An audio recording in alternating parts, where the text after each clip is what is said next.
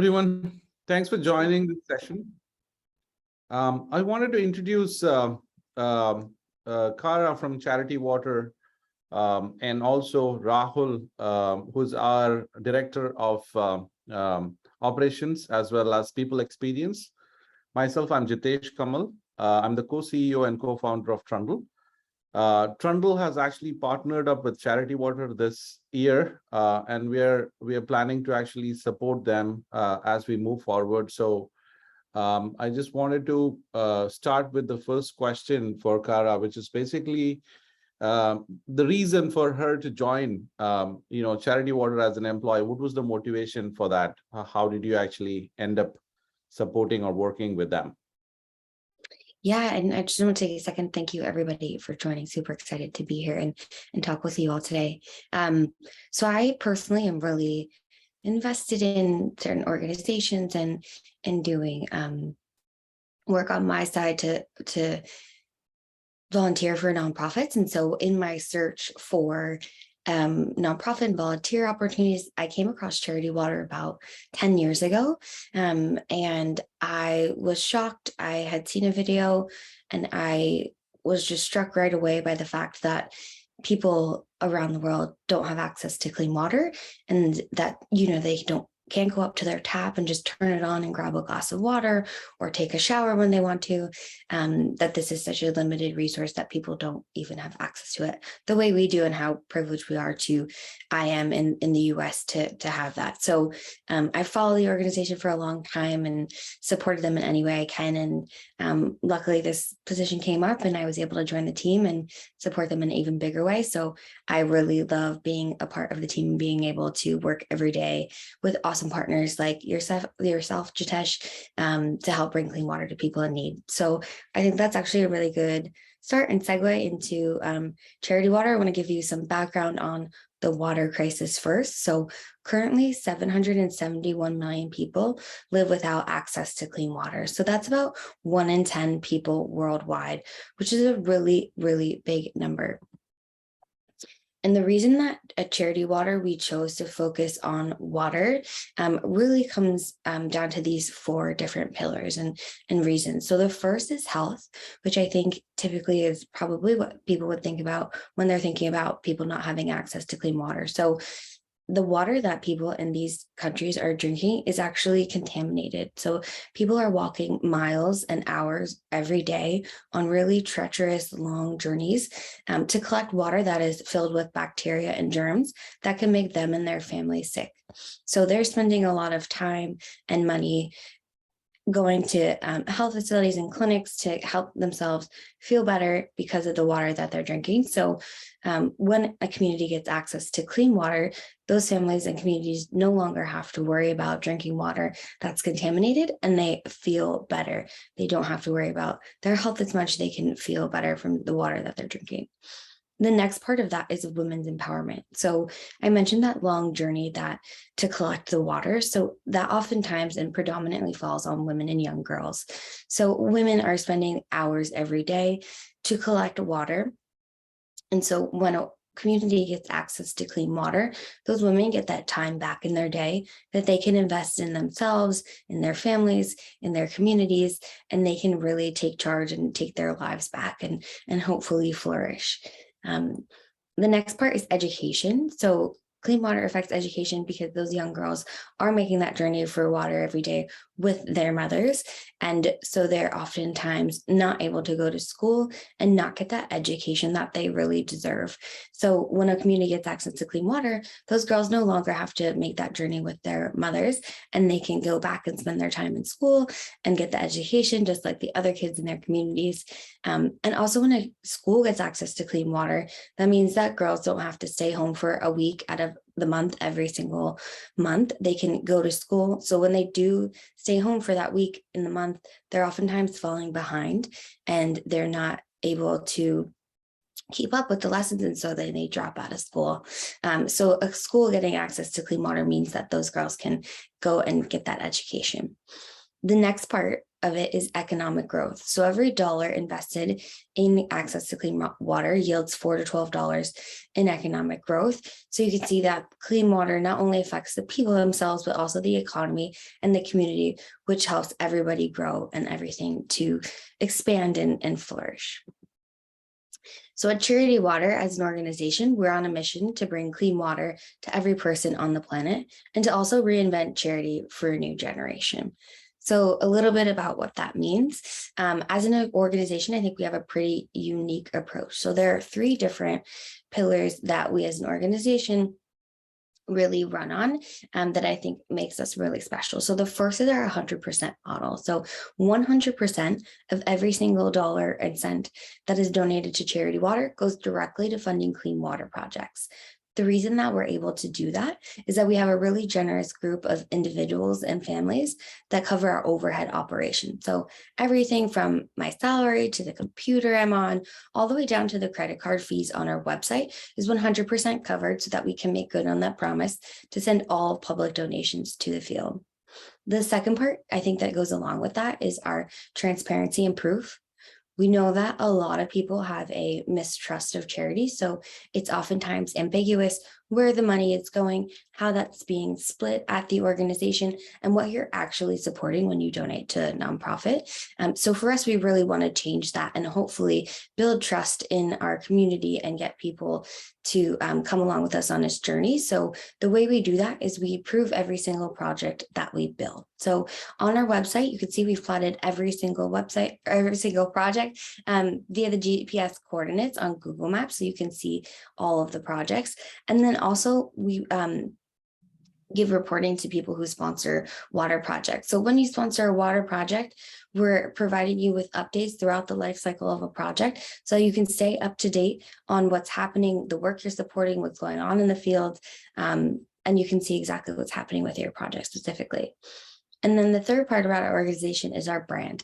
So a lot of nonprofits focus on kind of like the doom and gloom and almost the guilt side of getting people to donate. But for us, we chose to go in another direction. We really chose to focus on optimism and hope. The water crisis is something that we can and do know how to solve. So for us, we really want to excite and people to come along on this journey with us to help our mission to bring clean water to every person on the planet.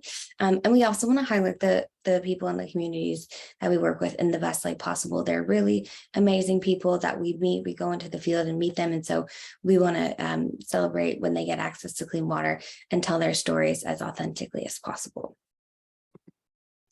So a little bit more about our work specifically. So as a nonprofit, we have partners in the field that we work with that build all the projects that you're supporting. So the local partners are oftentimes indigenous to the areas where we work. They're from there. They know the people, they know the terrain, they know the climate.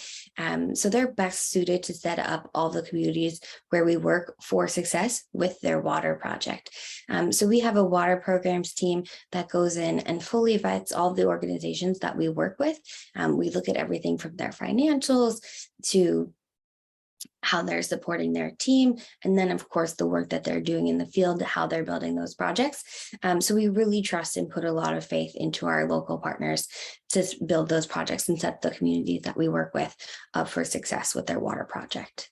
To go along with that, we're solution agnostic. So when the local partners are going into the field, they're picking the right solution for that specific community. So it's not a one size fits all situation. We have different projects and different types of water points for different communities. So for example, a community where they have a really rainy season, we have rainwater catchment systems where we're catching that water in the rainy season, holding it, and then filtering it in the dry season so that community has access to clean water all year round.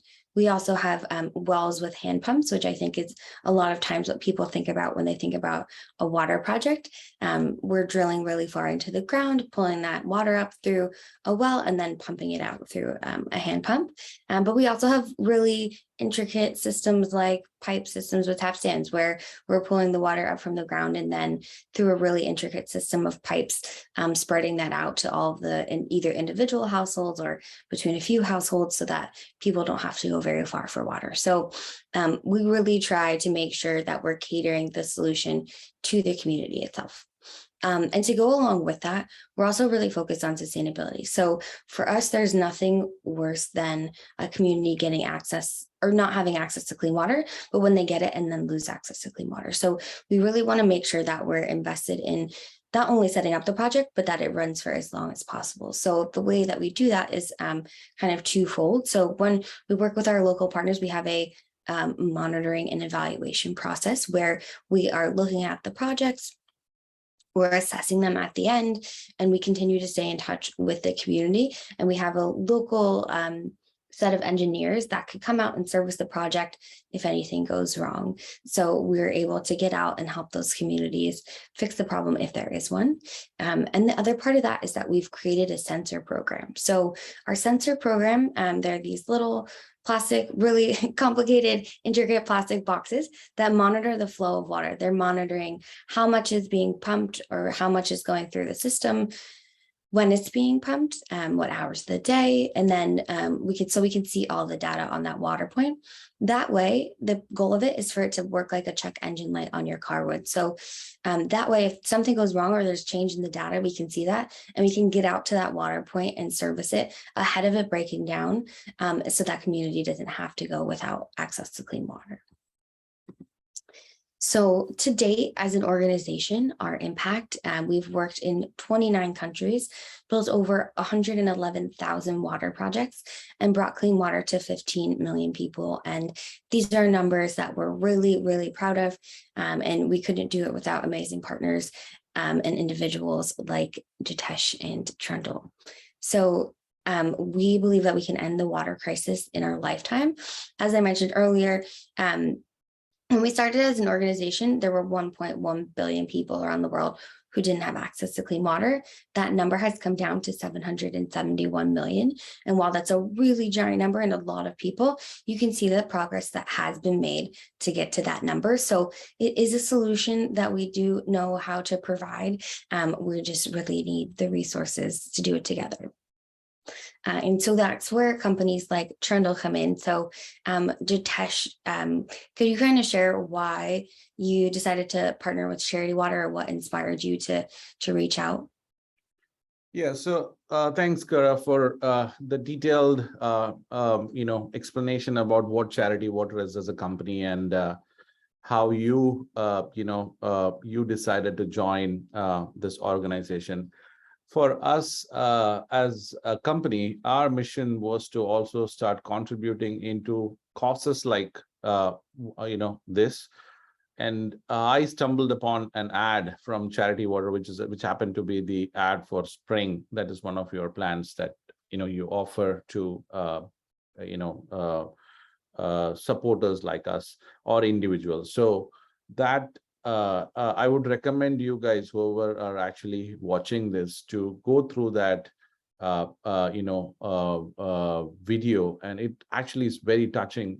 That is when we kind of realize that how fortunate we all are to have access to all these facilities that we enjoy here. But if you look at the other side of the world, there are so many people with poverty, water problems, and so many other issues, and especially empowering women because they cannot do anything. Their core role in life is just to go in and get water, right? I mean, that's really painful to see. So the projects that you guys have done, and more than all that, the transparency and the ease of becoming a partner is what kind of made us actually think of it.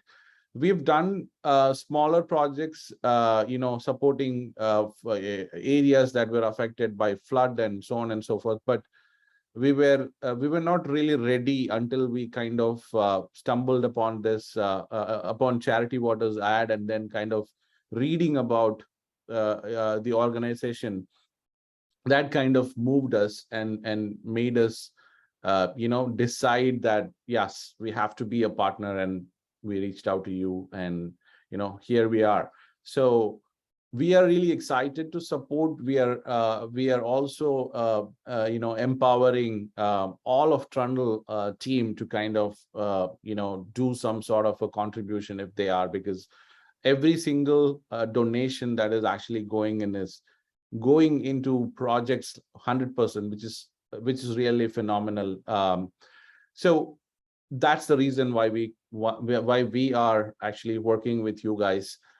We want to do a lot more things, and we can actually talk about it as we move forward. But I have a question about the project that we are doing, because there are certain specific work that we would be, you guys would be performing for this, right? So what is basically a well rehabilitation project? Like what exactly, is that? Can you explain? Yeah, absolutely. So Trundle has very generously supported a rehabilitated well with a hand pump in Malawi. So I'll kind of share a little bit about the water crisis in Malawi and also just the country in general. So there are some stats that you can see here. In the country of Malawi itself, there are 19.1 million people, and Malawi ranks 174 out of 189 on the 2020 Human Development Index. So approximately 35% of the rural population continues to access or lack access to clean drinking water. So that's a really high percentage of the entire country, of the rural population that doesn't have access to clean water. So in Malawi specifically, the local partner that we're working with to build the project that Trundle has supported is called Water for People. We've worked with Water for People since 2007, and you can see here that we have built 3,590 projects. So we're very excited to grow that number with the project that Trundle has generously funded. So to share with you a little bit about rehabilitating wells with hand pumps. So I think I mentioned earlier that, for us, it's terrible when a community doesn't have access to clean water, but it's even worse when they don't have access or they do have access and then they lose it. So rehabilitating wells is a really, really important part of the work that we do. So oftentimes when we are working with local partners, they're going out into the field and expanding into the areas where they work, and they find projects that have broken down, that are no longer usable. Oftentimes they were, and for the most part for us, they were built by other organizations. And so we want to go in and fix those projects. But sometimes rehabilitating a well can be just as costly as building a new one. There are a lot of deep, intricate pipe systems with a well that are deep into the ground that are really hard to fix. And so the cost can be just as great. And so by sponsoring this rehabilitated well, Trundle is helping to help a community in Malawi get access to clean water again. And it will help serve about 300 people in that community, which is a really, really incredible impact. So we're super excited about this project. And after hearing about Trundle's contribution, I'm sure that the attendees would want to know how they can support charity water. Would you please tell us more about it? Yeah, of course. So you can get your company involved as a company or a brand. We love partnering with different organizations. You could tell it's our partnership with Trundle. So we have a couple different giving levels for partners, specifically for brand partners. The first is our corporate supporter level. The reason that we started at a minimum of $10,000 per year is because that's how much it costs on average across our portfolio to sponsor a water project. So you can see here after that, we have our official brand partner level and also our flagship partner level. But no matter the level of partnership, we really make sure to work closely with that brand to make sure that the partnership is specialized in helping that company really achieve their goals, and then also to help bring clean water to people in need. But if you don't have a company like myself and you're an individual and you just want to get involved and to help, you can join the Spring. The Spring is our monthly giving program. So it works the same way as any streaming service or music service that you would pay for on a monthly basis, except this way you are helping to bring clean water to people in need every single month. Our spring members help support all of our projects across our portfolio. So we call this our general water fund. So every time you're giving to the spring, you're supporting every project that needs the most funding and help across the projects that we're working on at any given time. We also help to keep the spring updated by sending you a newsletter every single month. It's called our Good News Letter. And so what we're doing is we're sharing information and stories from the different countries where we're working and the work that you're supporting. So that's the spring. But also a really amazing way to get involved as an individual would be to support a campaign. And Trundle has started one, and they are very generously matching up to $4,000 for this campaign. So if you donate, Trundle will match up every dollar up to $4,000, which is really, really incredible. This will also support our general water fund and will support all our projects across our portfolio. So we're very grateful for the generosity of the Trundle team and for starting this campaign and for helping to not only just rehabilitate well, but help further get even more people access to clean water. So thank you guys so much for starting this campaign.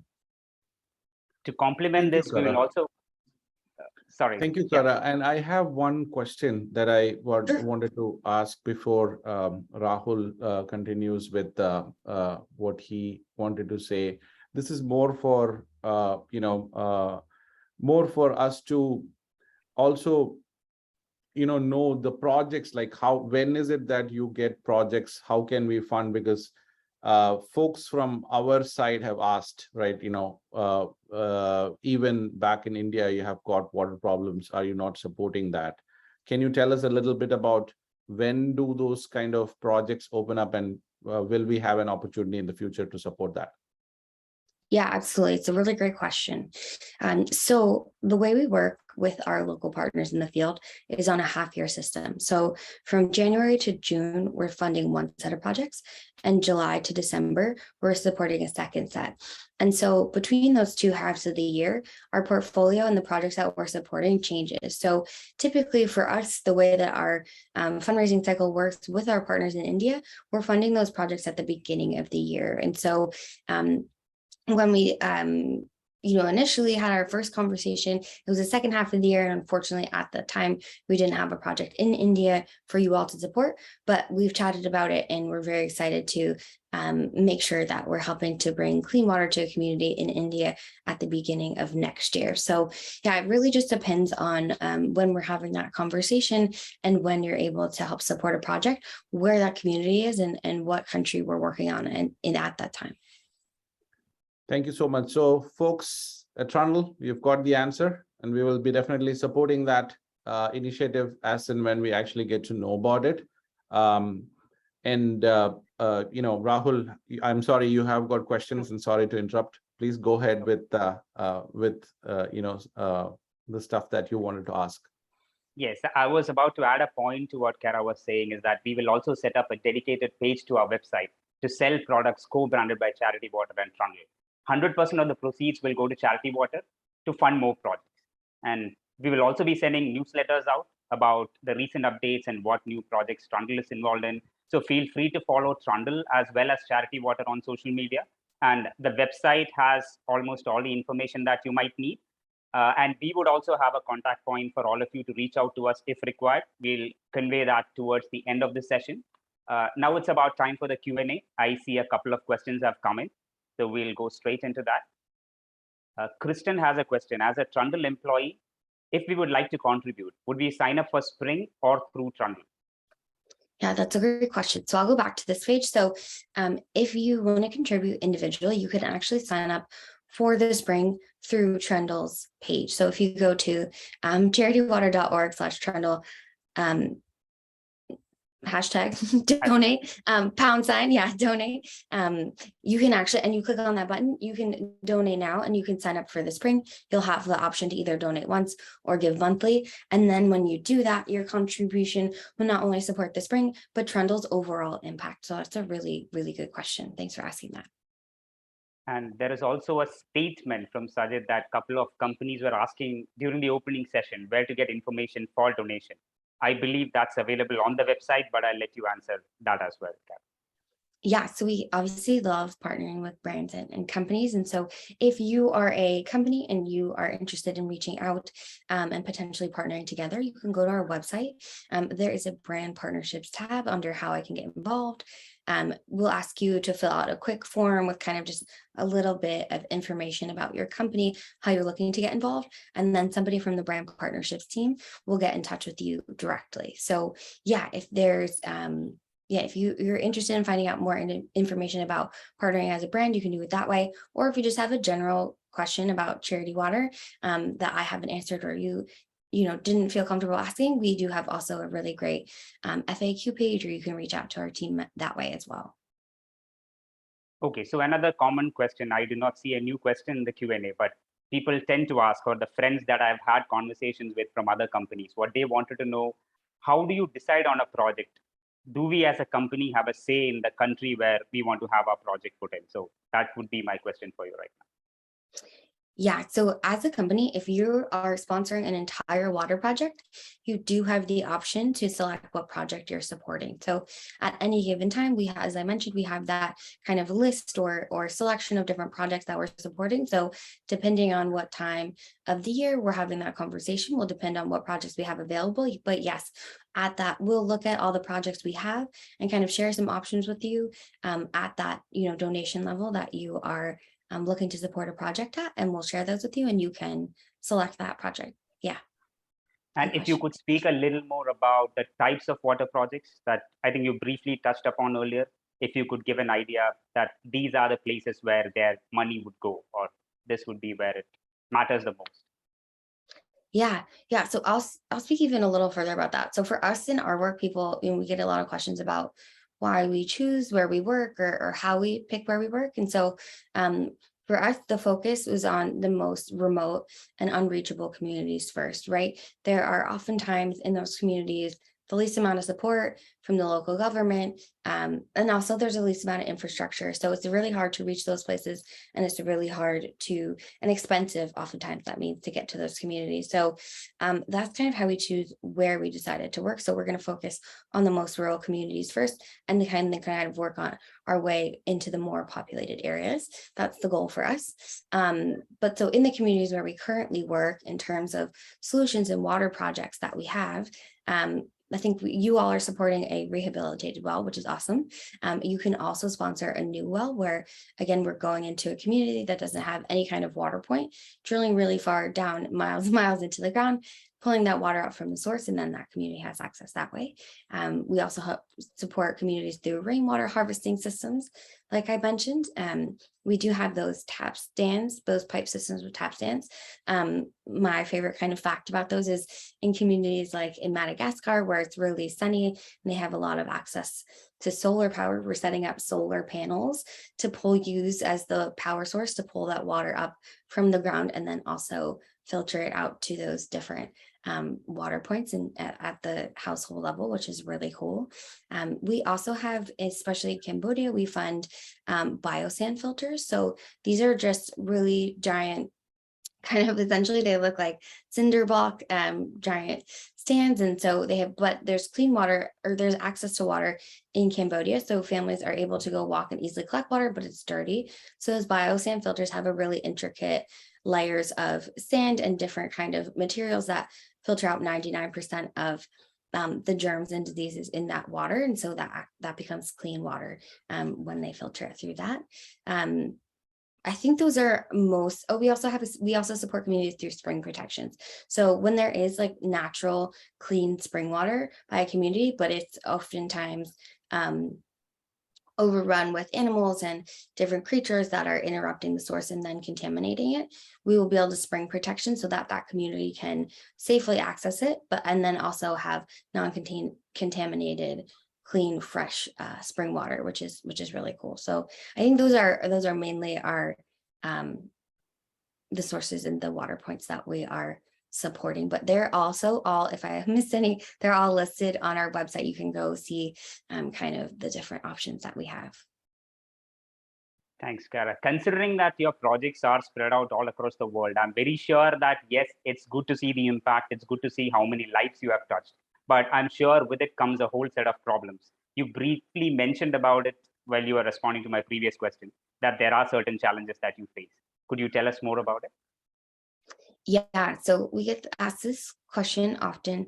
For us right now, currently, the biggest issue is supply chain and also inflation. So the same way that for us, everything is going up, from our groceries to gas to everything we're purchasing at the store. The same goes for the supplies and materials that we need for the water projects that we're building. So with that, the cost of the supplies going up, that means the cost of water projects are going up, and that means that it's kind of slowing our work down a little bit because it's costing more to build each individual project.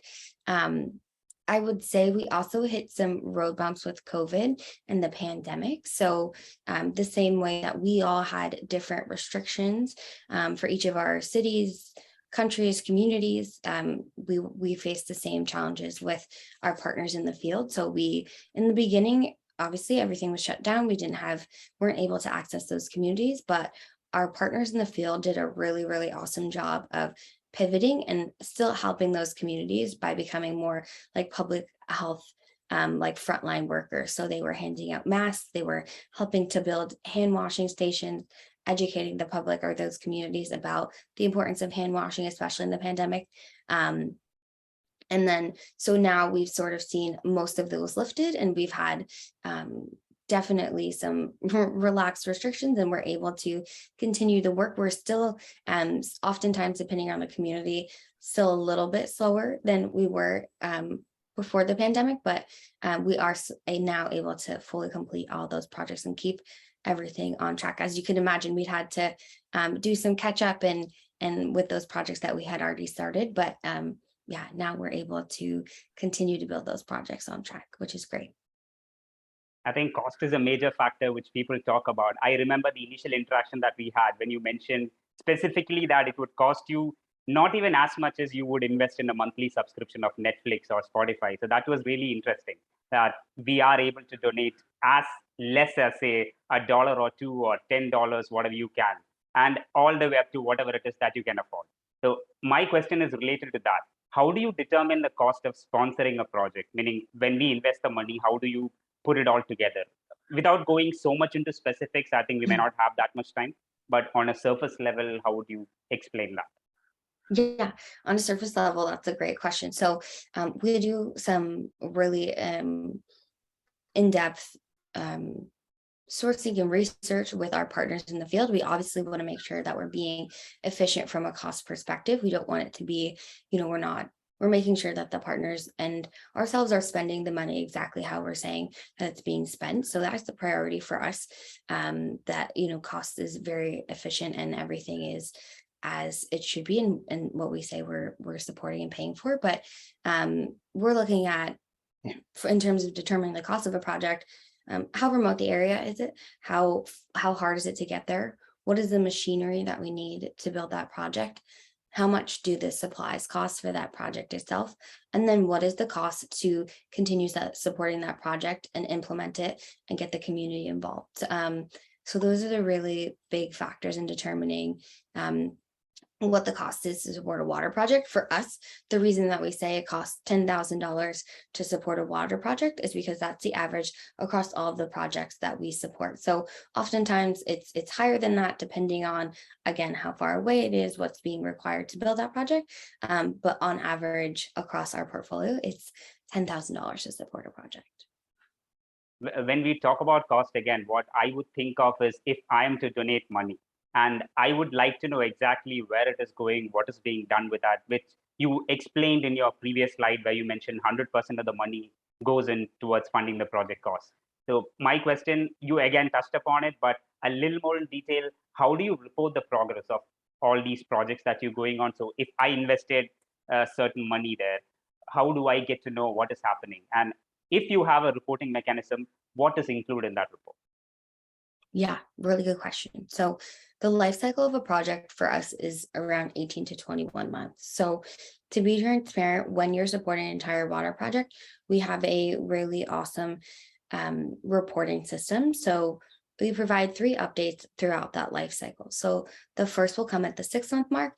That basically tells you what's happening in the community, the initial process of setting up that project, which looks like getting construction permits and getting buy-in from the local community. To us, it's really important that that local community is excited and wants that water project, so they don't feel like we're coming in and taking over their space and their community.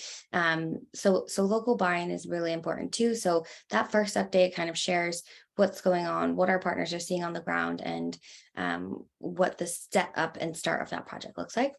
The second one comes around the 12-month mark. So that is more in depth, and that's almost towards the end of construction. So it'll kind of update you on how many projects have been built, what that construction is looking like, if there are anything problems or issues that we're running into, how we're mitigating those. And so that's what that kind of next update shares. And the completion report will have the exact GPS coordinates of your project, along with photos of the project and community members as well. So that's if you're supporting an entire water project. If you're a member of the Spring, it's still really important for us to share the work that you're supporting. So while it would be really hard to give you one of those in-depth updates on every single project that we're working on, because for us that is thousands at a time. We do share on a monthly basis updates from each of the different countries we're working on at any given time. And that will include stories from the field, people that we're meeting. It'll include background on what the water crisis looks like in that country, our work there, and just really, really awesome info on the work that you're supporting across the board. And talking about Spring, what intrigued me most, again, I'm sure that's the same for Jitesh as well. He told the reason why he started was that Spring video, which featured all the information in around 20 minutes. And of course, it's available on YouTube on the Charity Water page. And we also have included it in the presentation, the same presentation as a backup slide. So if people would want to visit, they can. Related to that, again, it's not just about the money that we spent. It's about the impact that the money creates. So what I would love to know, or what really pulled me in towards Charity Water, was a couple of stories where I got to know how it changed lives of the people there in different areas, say Africa or multiple other countries, where there are diseases that people suffer from because they do not have access to clean water. So if you could think a story off the top of your head, something that really moved you personally, even though you are working with Charity Water, I'm sure that one of those stories would have created an impact. So that would be my question for you. And that would be my final question, because I think it's all about creating impact and finding meaning there. Yeah. Yeah, thanks for asking that question. I'm trying to think. So there is a story that is one of my favorites, and I tell it all the time because it still impacts me every time I read it or tell the story. And it's about a woman named Helen that we met in Uganda. When we met Helen, her community did not have access to clean water. So she was spending hours in her day collecting that water that was contaminated. And so for context, the amount of water that somebody is collecting is around 40 pounds, and I think it's around 20 to 40 liters at a time. And so that's the amount of water that you have for the entire day. You have to ration that out between your family drinking the water. Are you using it to wash your clothes? Are you using it to shower and bathe? And so it's a really limited amount of water, even though it is contaminated, it's still a limited amount. And so then we were very lucky and able to bring a water point and project to Helen's community. And she no longer had to worry about whether she was able to give it to her kids, or they were able to water their crops for their farm, or how she was going to use that water. It was really close by. She had really easy access. She could walk and get as much clean water as she needed or wanted at any given time. And so for her, that meant that she was also able to use the water herself, and she was able to bathe and take a shower for the first time in a long time.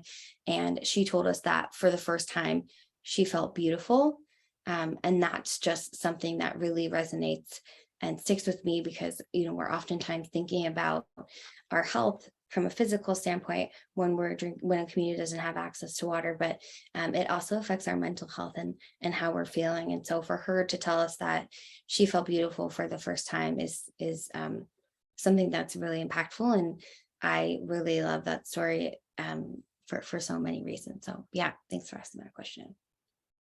Thank you so much, Kara. I mean, folks who actually attended this might have got a decent insight about what is charity water. Our goal here was to actually get that awareness spread to as much as, I mean, or reach it, get that reach further extended from where it is right now. And we want to thank you on behalf of Trundle for joining us, taking this time. Well, back in New York, it is early morning. We really appreciate your time, and we would love to work with you on other projects in the future.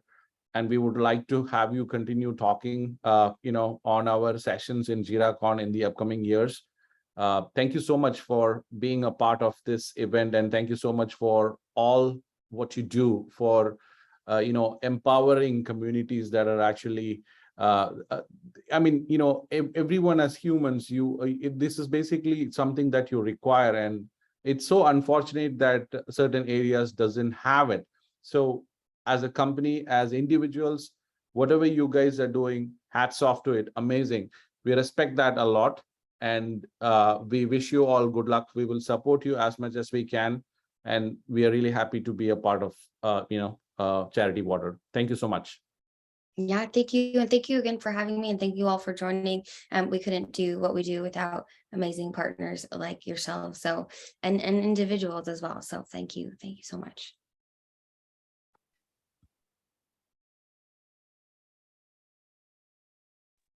Sorry, I was on mute. We just have one final slide, which has the contact details. If you have any more questions, you'd like to know more, please reach out to us at csr@trundle.com, or you have a link which will take you directly to Charity Water, and you can submit a request there and they'll reach out to you.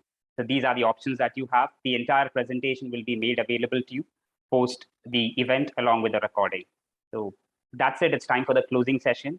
So I'd like to thank you all again for joining the session, and goodbye. Thank you.